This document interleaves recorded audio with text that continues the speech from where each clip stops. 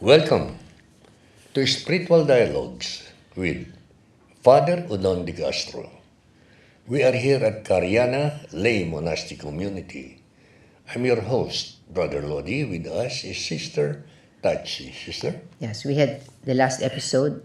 You had focused on Arinze's reason for believing that Pope Francis is not the true Pope.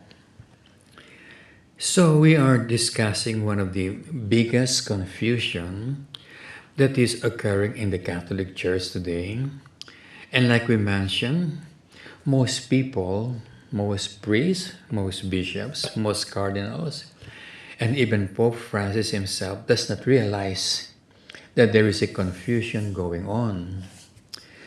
But this confusion is very clearly seen in all the things that you read now in the news, theological treatises, and so on. And you mentioned the fact is that biggest confusion today, which could be the great chastisement mentioned in Fatima, is the fact that we might be in a situation where we have a person in the papacy, in the papal throne, which is not a true pope. Mm-hmm. And the arguments raised is the fact that Pope Francis is not a valid pope. Mm-hmm. That is the one being raised. Mm-hmm. And we're looking at the arguments presented. Mm-hmm. Because if the arguments are false, then we won't believe them and simply accept Pope Francis as our pope. Mm-hmm. Mm-hmm. But as we shall see, the arguments are quite reliable. They have to be taken seriously because they are theological arguments. Mm-hmm. And the first argument against the papacy of Pope Francis was presented by Cardinal Arinze, a very famous cardinal, dependable. Everybody knew him as the head of the Congregation for Divine Worship before. Very trusted, papabile. That's how good he was. Mm. He was a candidate for the papacy. And he came up with something saying precisely that Pope Francis was guilty of liberalism. And if you analyze liberalism, it's a heresy. Mm-hmm. In which case, he himself says that Pope Francis is guilty of heresy and therefore he cannot be Pope. Yeah. He cannot stay in the papal throne. So that is a very good argument because really a Pope cannot be a heretic. But we have in the history of the Catholic Church popes who had committed heresies but who remain as Pope and ended up as very good popes. Mm-hmm. An example of this is Pope John the 22nd, who committed the heresy of saying that people who die, even if they are perfect, do not go straight to heaven. Mm-hmm. Probably thinking that they still have to stay in purgatory or something. And that was a mistake. In other words, his heresy was that people, even the best, like St. Francis of Assisi, when they died, they would not see God immediately face to face, and that was wrong. Mm-hmm. Mm-hmm. That was a heresy. But Pope John the 22nd retracted. So everything seems to be fine. Mm-hmm. But he was a pope when he committed that heresy. Mm-hmm. So even if Pope Francis had committed the heresy of liberalism, which he is guilty of, he can still remain as Pope. He can retract it. But he should retract, and that's what Cardinal Arinze was trying to say, that he should either resign or retract. Mm-hmm. Mm-hmm. And he neither did any of it. Mm-hmm. He did not resign and he did not retract. Would you like to explain the heresy of liberalism, Father? Well, the heresy of... in short, the heresy of liberalism is everything liberal can be done without committing sin. In other words, you're free to do whatever you want. Oh. It's democracy. Okay. You can do whatever you want, and as long as the majority wants it, it's all right, even if it's sinful. Okay. Okay, clear. In short, that's liberalism. Okay. It was condemned by Pope Gregory, Mirari Vos, encyclical Mirari Vos, and so on. So But to make the story short, because it's going to be very long, Okay. during the Bishop Synod of 2015 on the family life, Pope Francis personally proposed that remarried Catholics, remarried, meaning to say a husband who has left his wife and has remarried another wife, can receive Holy Communion. Yes. That's yeah. It Adultery. was Pope Francis who proposed that in the Bishop Synod. Personally, he proposed that. And he made it very clearly that that was his proposal in the hope of scaring the bishops to approve it. Of course. If the bishops knew that he proposed it, they would be scared to go against it. And true enough, whoever went against Pope Francis during the Synod were demoted. Really. Not only demoted, punished severely without any canonical procedure. And the most popular is Cardinal Burke Yes. of the United States. He was removed from office, fired from office, given a very low position. They really punished him very, very severely. If I were in his part, I would have resigned working Rome. But anyway, in spite of the fact that Pope Francis was scaring people, and everybody in the Bishop Synod was forcing the bishops in the Synod, the members, Yes, I remember. to approve it, they disapprove it. Yes, I remember that. Yes. With the majority, the African bishops disapproving it. And so the African bishops who disapproved it were even insulted by Cardinal Casper as having low IQ or something like that. So, because Pope Francis was the one who proposed that remarried people who divorce their wife without proper annulment and then remarried and go to communion, proposed that, which is a heresy. Well, that's the reason precisely why the Bishop Synod rejected it, because it was a heresy. And that, of course, made people suspect that there was something wrong with this Pope. Then, to make the story shorter, there's a dubia. What is a dubia? The dubia is a doubt Okay. presented by the cardinals to the Pope that they are doubting his teachings. They are doubting his teachings, that they are smelling heretical, and therefore he should clarify what he really means by his teaching. Which, of course, was something a little ridiculous on the part of the cardinals in presenting that dubia, because everybody knew what Pope Francis meant.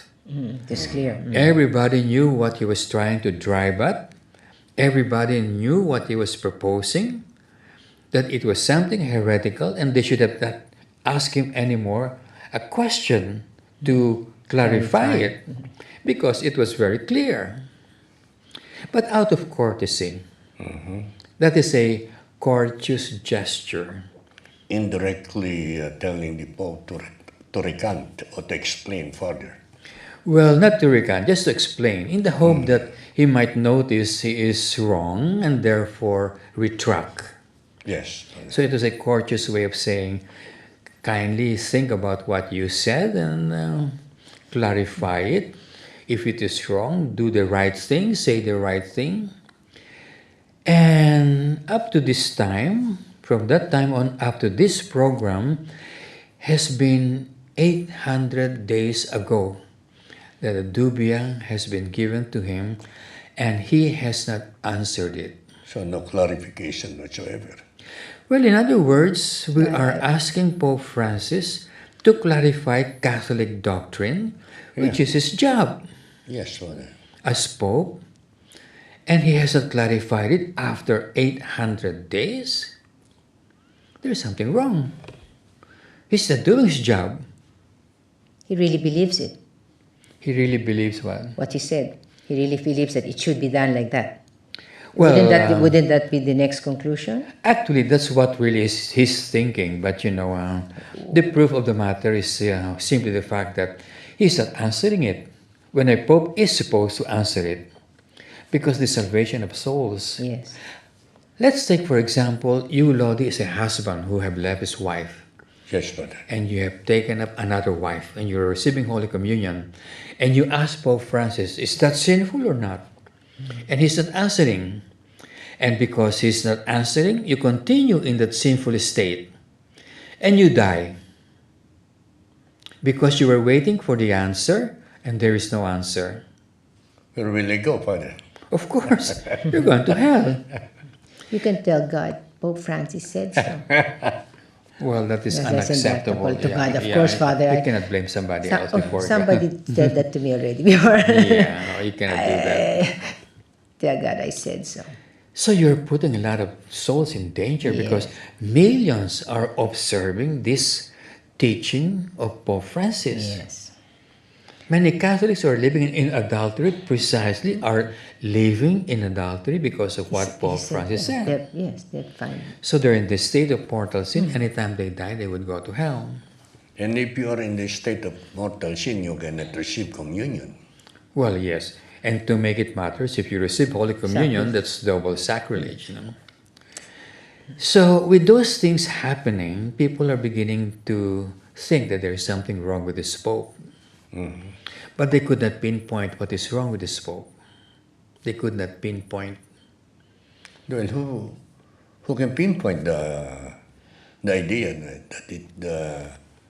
that it was wrong? Well, we're coming to that. Yeah.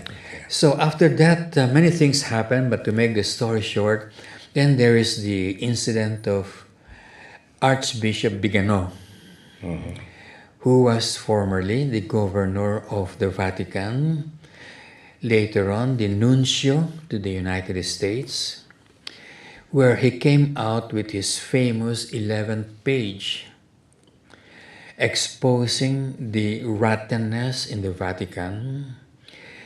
And he was trying to suggest to Pope Francis to resign because he couldn't handle the problems. So it was something very courteous thing. If you cannot handle the problem, you cannot save the ship from sinking, you might as well resign. Yes, Father. So it's a very courteous thing that he was saying.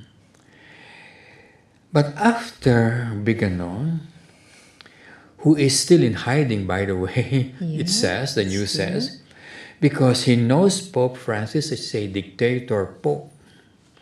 As the book says so, entitled The Dictator Pope, he is a person who really is going to go after you. So he's in hiding. But lately, an important employee in the Vatican, whose name is Monsignor Box, came out with really a treatise showing that the election of Pope Francis was invalid because they did not follow proper procedures during the conclave. What is the Cardinal doing now because of that statement that it is invalid?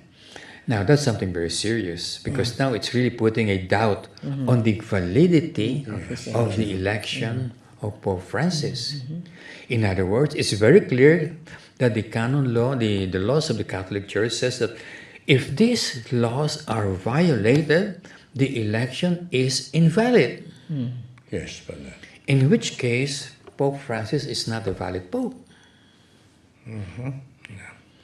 But still, in the theology of the Catholic Church, in the Catholic teachings, that is not a dependable way by which you can find out whether a person is a pope or not. Father, please explain that. We have only 1 minute to go. Yeah, because this is only canon law. The laws that is involved in the conclave are just human laws. So it was violated, but the human law says that it is invalid, the election, in which case it is really invalid. I mean, it's really, it's a law that has to be observed, but still human law, which means God can very easily over what do you call that? overstep Yes. those human laws. No? So the arguments proving that Pope Francis is not the valid Pope is very strong. And so the question arose, then who is the Pope? Yes, Father. And here is where Monsignor Box offered another alternative solution. What was the alternative solution? His solution is this, that Pope Francis is no longer Pope because he resigned. Pope Francis resigned? Okay. Pope Pope Benedict. Benedict, Pope yeah. Benedict Oh. resigned, yes. Since Pope Benedict resigned, so he's no longer Pope. Now, Pope Francis is Pope, but because of the anomaly during the Conclave, he's no longer Pope. So the question, who is the Pope? So Monsignor Box went back to the resignation of Pope Benedict and proved that it was invalid. The resignation. The resignation of Pope The Benedict resignation of system. Pope Benedict. So we have a situation where the election of Pope Francis is invalid and the resignation of Pope Benedict is invalid. Okay. It only means one thing, that Pope Benedict is the real Pope. Well, that would be the conclusion. Yes, Father. But we have one more trick under our sleeves. What's that, Father? That the Catholic Church is saying, well, the true Pope has to be Catholic. But the question is Pope Francis a real Catholic Pope? Or That's what we're presenting now. What we're presenting now is that the confusion going on right now are all based on human reasoning. So it's not very good. It's very sound. It's very philosophical, very metaphysical, very ontological, but still human. and it could be erroneous, Father. It could be erroneous because it's human. Can you explain that some next episode, Father, because we don't have time anymore? So we will present the most reliable means by which we can find out who is the true Pope. Okay, thank you, Father. Thank you for watching Dialogues with Spiritual Dialogue with Father Don De Castro. See you next episode, please. Hosanna, Hosanna.